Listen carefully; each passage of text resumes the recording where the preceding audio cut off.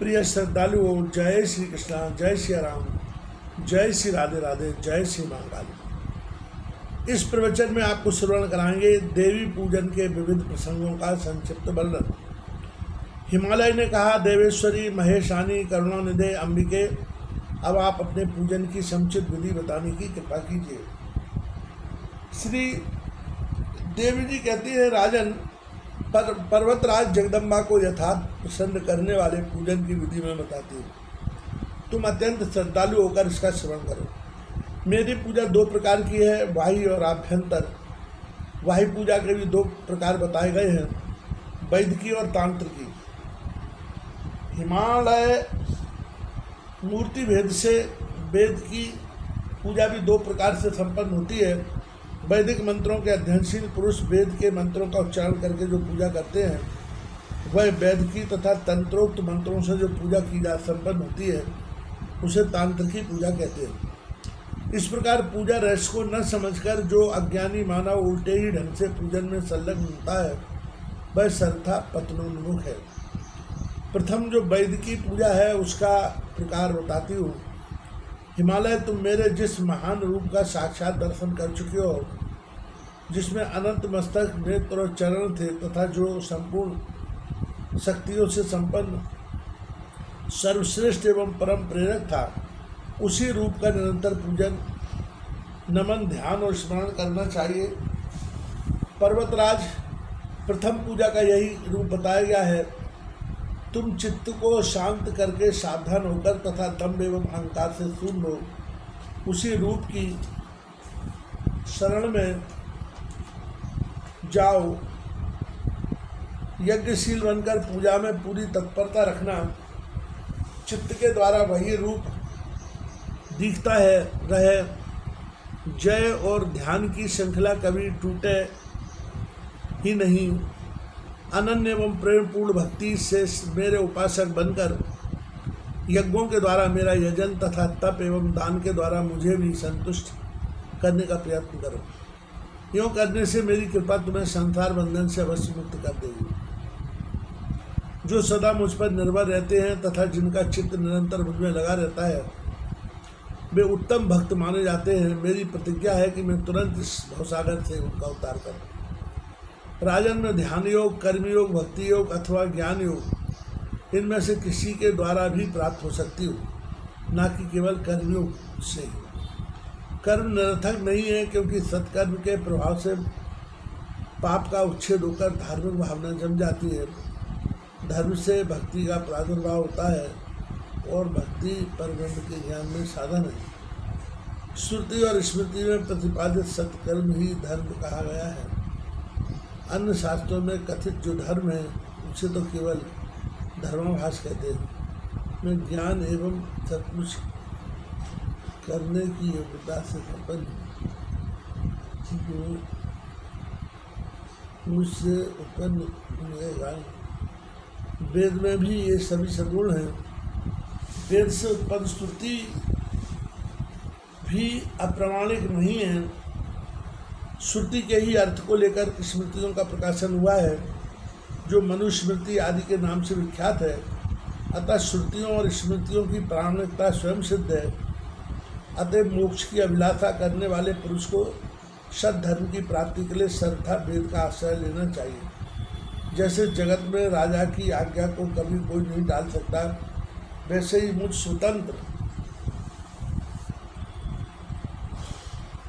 सर्वतंत्र स्वतंत्र शासक की आज्ञा जो श्रुति है, उसे मनुष्य कैसे अमान्य कर सकते हैं।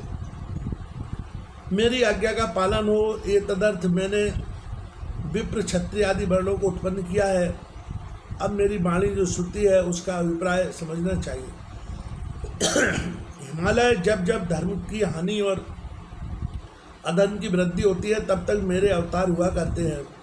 राजन, इसलिए देवताओं और दैत्यों का विभाग भी हुआ है।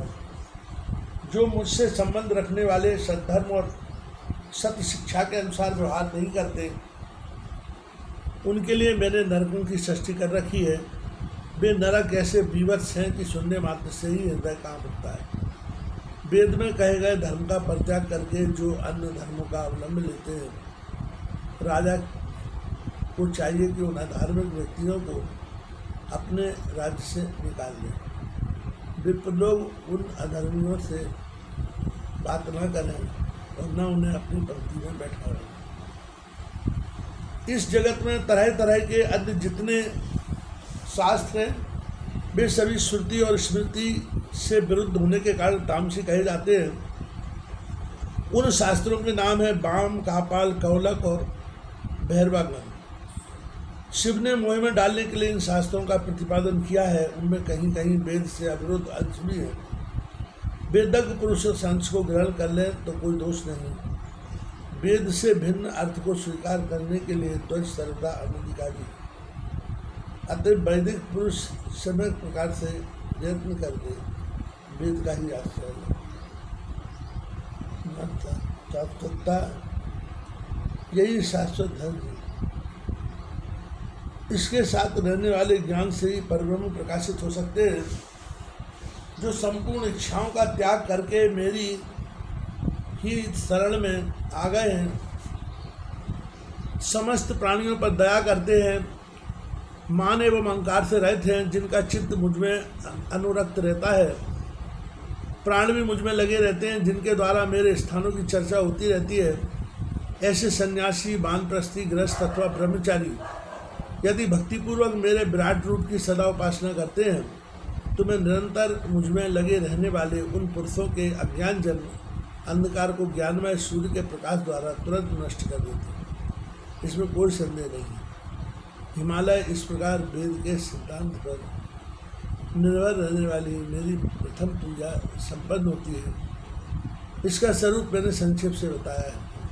अब दूसरी पूजा का प्रसंग बदलाती है। मुनि वेदी सूर्य अथवा चंद्रमा का मंडल जल बाणाकार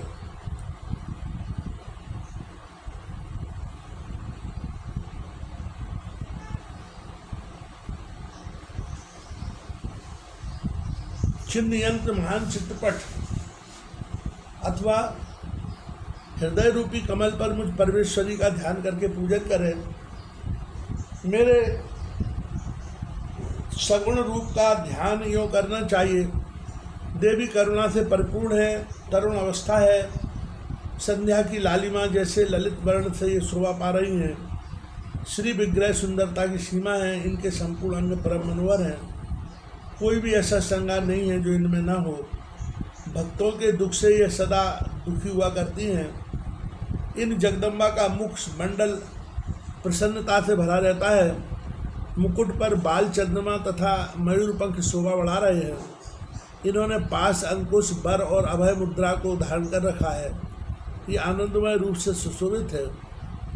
इस प्रकार ध्यान करके वित्त के अनुसार सामग्रियों को जुटाकर उनसे मेरी पूजा का कार्य संपन्न करें। जब तक अंतः पूजा का अधिकार न मिले तब तक तो बाह्य पूजा करनी चाहिए। अधिकारी होते ही बाह्य पूजा छोड़कर अंतः पूजा में लग जाए, क्योंकि मेरी जो आभ्यंतर पूजा है वह थोड़े समय बाद ज्ञान में लीन हो जाती है। ऐसा कथन है, उपाधि शून्य ज्ञान ही मेरा परम रूप है।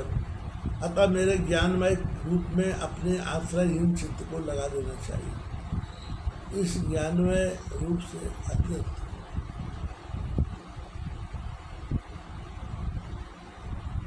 यह प्रपंच में जगत सर्वथा असत है। इसलिए जन्म और मृत्यु की क्रिया को शांत करने के उद्देश्य से एकनिष्ठ होकर मेरा चिंतन करना चाहिए।